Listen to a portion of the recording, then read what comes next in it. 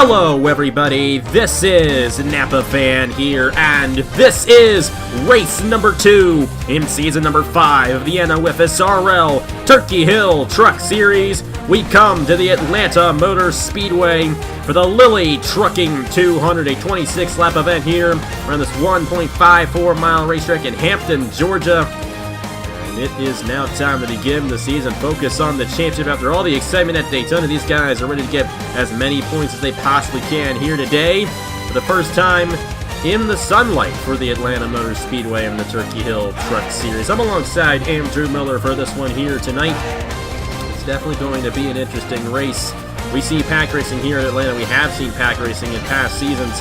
But do you think we're going to see it here today? Because we're on an older surface and under the sunshine as well. Hard to say. That always brings a bit of an unknown factor into it, which can make it pretty interesting. I think probably so, because it's a pretty common thing at most versions of Atlanta, the CTS physics. So I definitely think we'll see some pack racing, guys trying to the mess that the middle of the pack will probably get into. Yeah, we'll just have to see how it all goes down. Just like Daytona, 4 wide does not work here at the Atlanta Motor Speedway, and in past seasons, past races here at this racetrack, we've seen that not work quite a few times. But for the first time ever, we're using the 2017 version of this racetrack, so it's more worn out than past versions of this racetrack we've gone to, which was the 2014 version of this racetrack. So that might eat up the tires a little bit more. There are no pit stops in this series, but that could definitely come into play as this race closes in. You can see the point standings, the top 5 and the point standings on your screen. Sebastian Coquelin won at Daytona last weekend in a thrilling race for the Turkey Hill Truck Series at Daytona. He has 40 points towards the championship. Cameron Garlington is only 5 points behind in second. Audra Baranowskis is 6 points behind.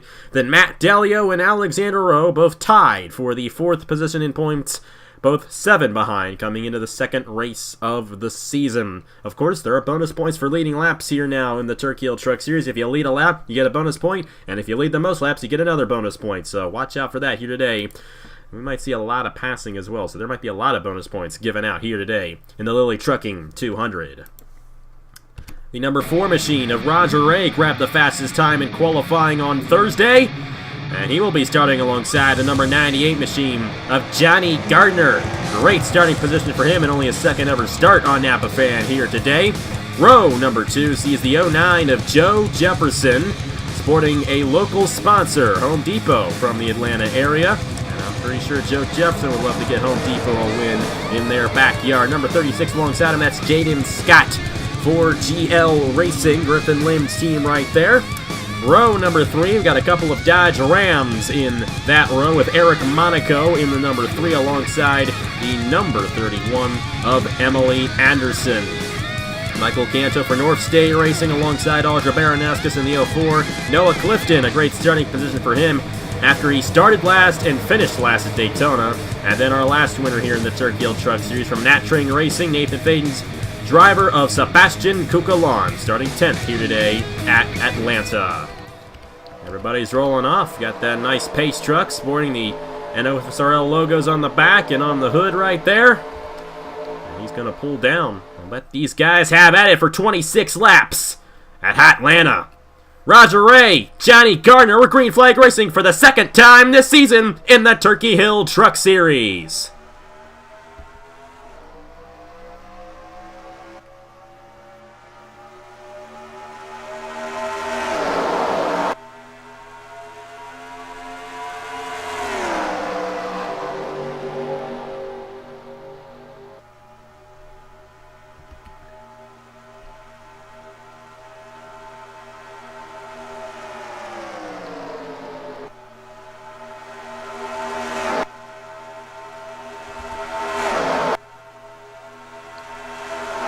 And lap 1, I think, went to Joe Jefferson, and it did, but barely. Here comes Eric Monaco in the number 3 to the inside of Roger Ray and Joe Jefferson, and he's going to try to pull away from the rest of the field. Here comes Michael Canto in the 67 on the inside, and the 35 machine of Dale Salzman. Definitely a highly experienced driver right there for AG Autosport. But it is the beast racing machine of Eric Monaco.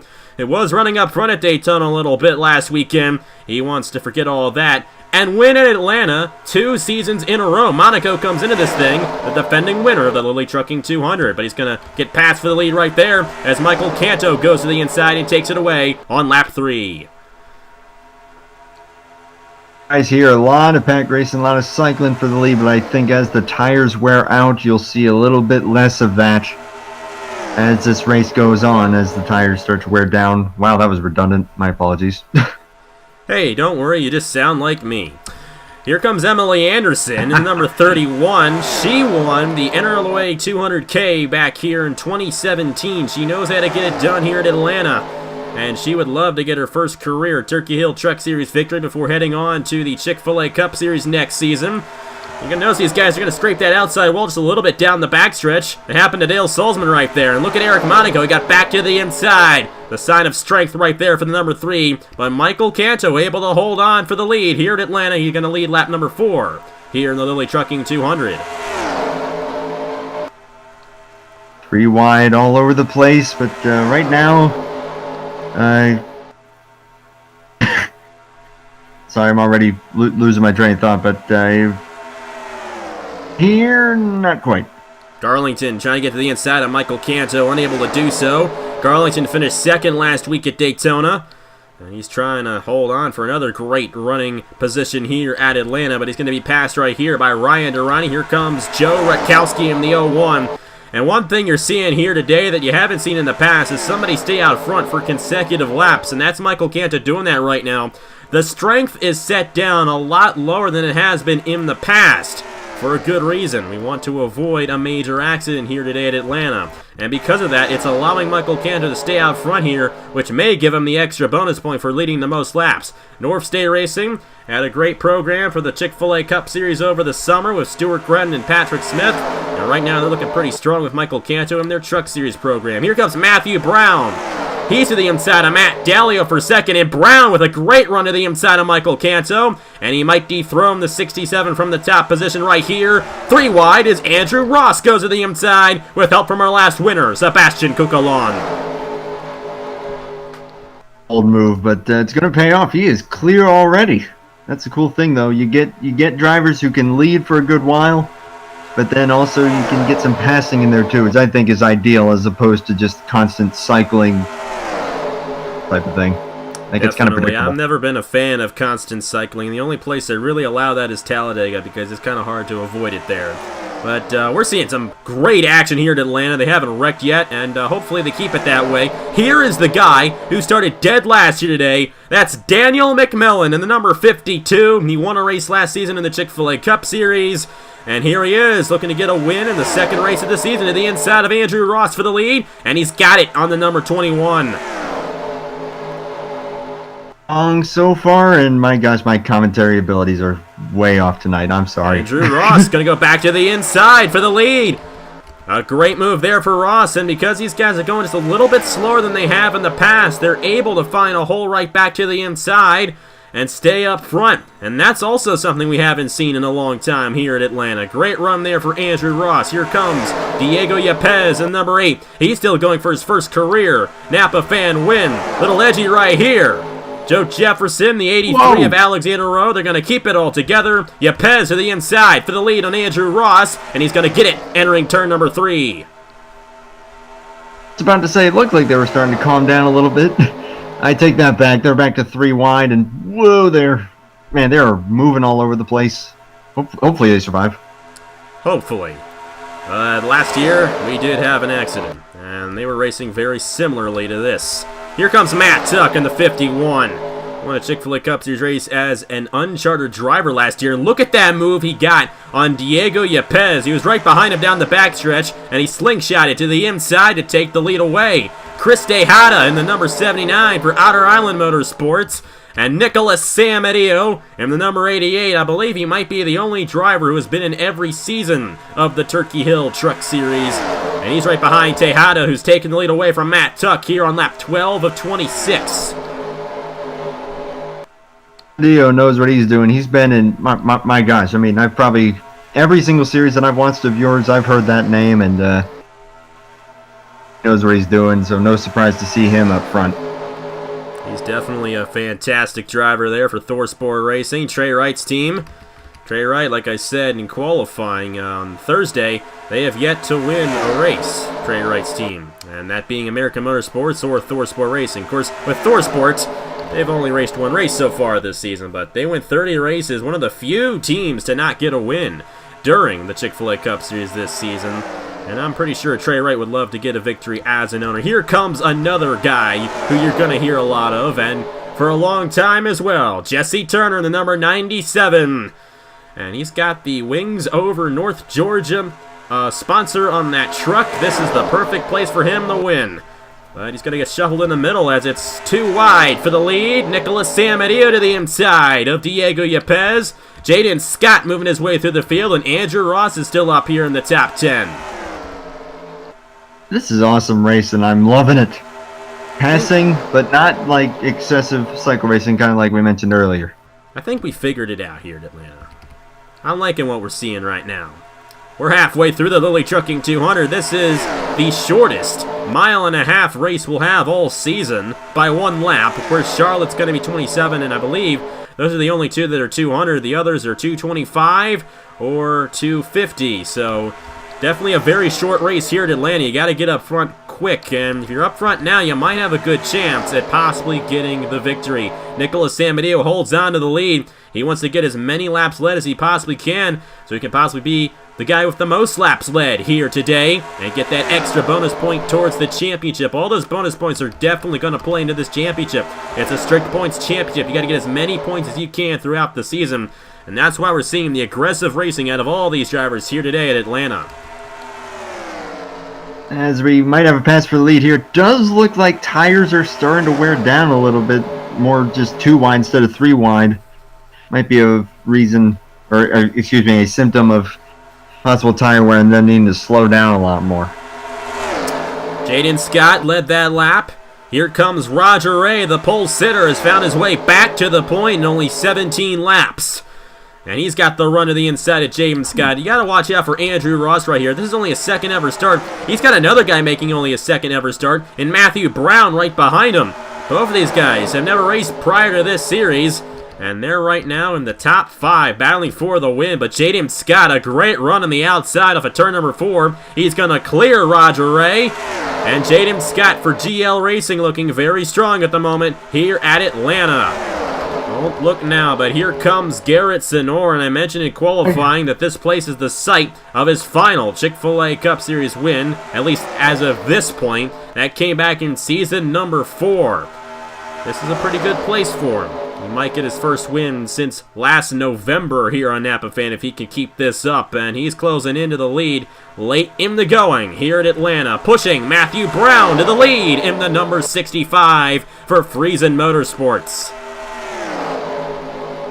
Accordion effect, they get kind of strung out and then they get all bunched up again, and I swear I saw 4 wide just He might have. like a lap or 2 ago. That was nuts. They're keeping it together very well here today.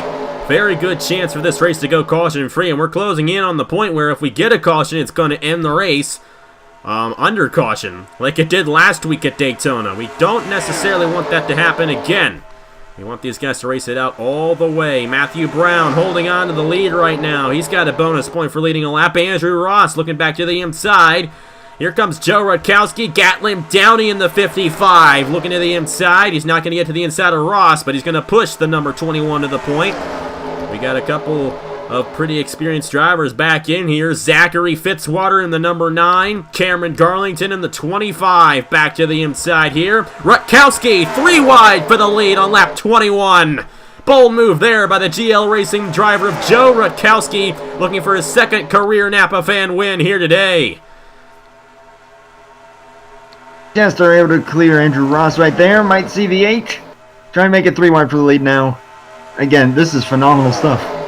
Diego Yepes to the inside. He's got it on Joe Rutkowski. Here's Zachary Fitzwater and Michael Canto on the inside. Garrison Orr's also on the inside. Mark Davidson in the 89 for Hamble Racing Enterprises. And Fitzy goes to the lead in the number 9. Zachary Fitzwater trying to hold on, but Yepes with a run on the outside. Will he clear Fitzwater? I think he will. Great run there for the Nemco Motorsports machine of Diego Yepes. Lane has been charging. I'm kind of surprised, actually. Pleasantly so, but wow. It has definitely been an intense race here at Atlanta. A lot of guys up front looking to get this victory. Fitzwater back to the inside. With now only 4 laps to go in the Lilly Trucking 200. Let's hope they keep it clean and green to the end. Fitzwater trying to get the run on the inside of Yepes. The tires have worn off. These guys are not going near as fast as they were, but they're racing just as hard as they did at the drop of the green flag. Here's John Hart in the 05. He's got help from Mark Davidson and Jackson Bell in the 63. We haven't talked about him all race long. Davidson's going to get to the inside of John Hart and make it 3 wide for the lead with 3 laps to go.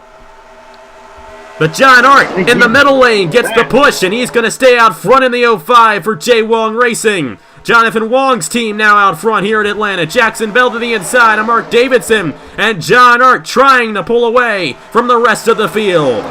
Oh, but he's not doing so. Jackson Bell with a great run back to the inside. This thing is far from over. 2 laps to go at Atlanta for John Hart.